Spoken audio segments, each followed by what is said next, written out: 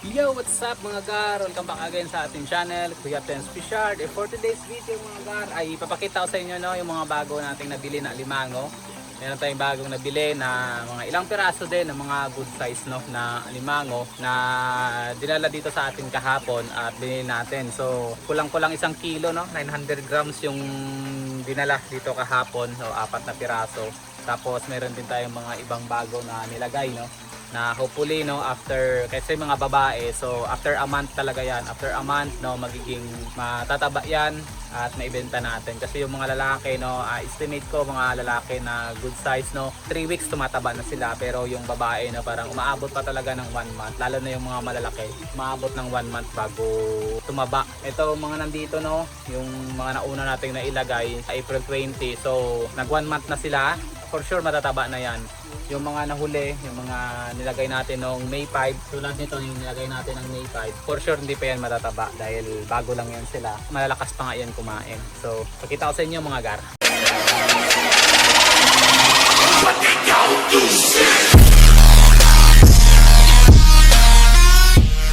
So ito yung nabili natin kahapon mga gar na bago, 4 na piraso, tapang isa Puro babae mga gar, mga good size. So payat pa to, papatabain pa natin to. At hopefully walang mababawa sa kanila, So sila. So naano na natin to, napapad na natin to ng isang gabi. Malamang nakapaglabas na ng mga kinain nila at isasama natin to sa ating system. Grabe ang likod, parang isang palad na yung lapad ng kanyang Ayun, Yun, matapang yung isa pag nakagat ka niyan, ewan ko lang.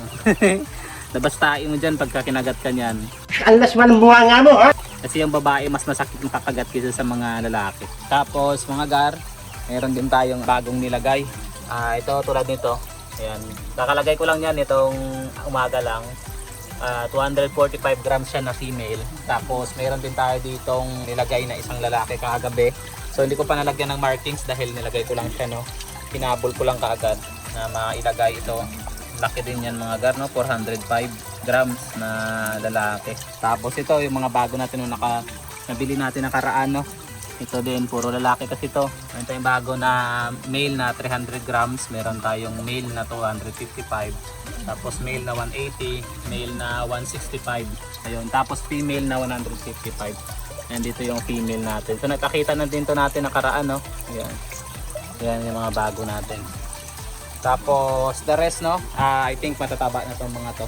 Matataba na to. Sa Sabado alam ko may kukuha nito. Kaso wala ako dito, May pasok na tayo ng trabaho kaya si tatay na lang yung mag-aasikaso ng bibili. Ayun, umaangat sila. Matayo yung alimango natin. Grabe yung lupet. Yun. Lang yung update natin mga gar, Pinakita lang natin yung mga bago nating nabili. At least kahit paano, meron tayong ipapalit sa mga nabebenta nating mga alimango. Tapos yung mga reject natin, dumadami na din. Yung kuha natin sa pamintol nung kahapon, isasama na rin natin yon dito sa ating system. Kaya dumadami na yung laman ng system natin. So pag nakapag-budget pa tayo, maglalagay tayo dito ng trapand, dito banda.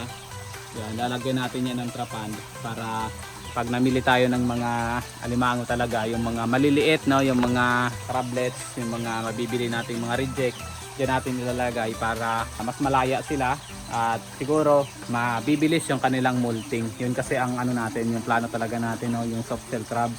Itatry natin dito, itatry natin sa market. Kumbaga ipapakilala natin sa market kasi sa tingin ko ni paganong kilala dito sa lugar namin. So yun ang igagawin natin, ipoproduce natin. At itong mga nakaraang 2 weeks parang wala nang namatay sa ating alimango. Kasi ang ginagawa natin, hindi na natin to pinapatay yung system natin. So ang gagawin ko dito mamayang hapon, mauuha ako ng dagdag na bakhaw. Kasi 4 lang yan kinuha ko. Yung isa namatay.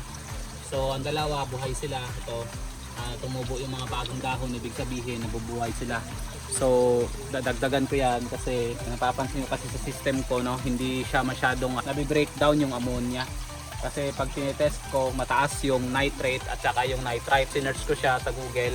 Ang ibig sabihin nun, hindi nabibigyan ng oras na ma-breakdown ng system yung mga ganong harmful na chemical na yon. Ang isa sa mga solution na nagagawin ko, magdadagdag ako ng bakhaw ito. Dadagdagan ko to. So nakikita kasi yung malunggay, yung tatakpan kasi ng malunggay. Dadagdagan ko tong bakhaw, dadamihan ko.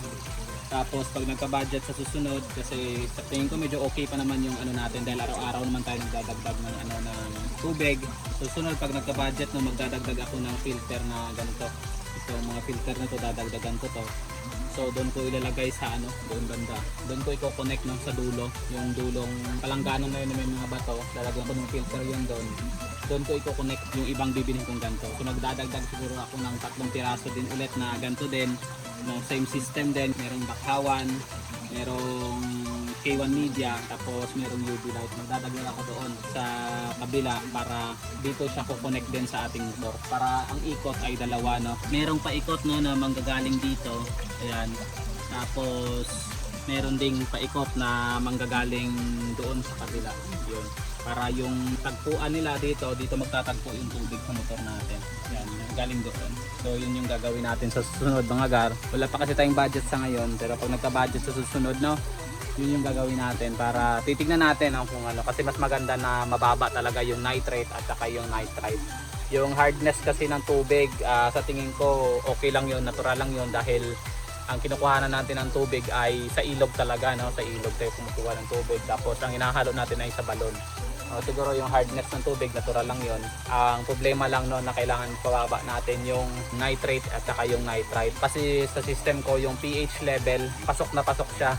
Yung nitrite at nitrate lang talaga yung medyo mahirap. So yun yung naisip ko na solusyon muna, no? Immediate solution. Magdadagdag ako ng tanim na bakhaw mamaya. Mangunguha ako mga gar. Yan, so hanggang dito na lang yung video natin mga gar, no? Sana isuportahan nyo pa rin ang Kuya Tens Fish Yard. Like, share sa mga bagong nanonood, no? Huwag nyo kalimutang mag-subscribe. Kasi dito sa channel natin, nag-share tayo ng mga experiences natin sa pagka-crab fattening, no? Vertical crab fattening.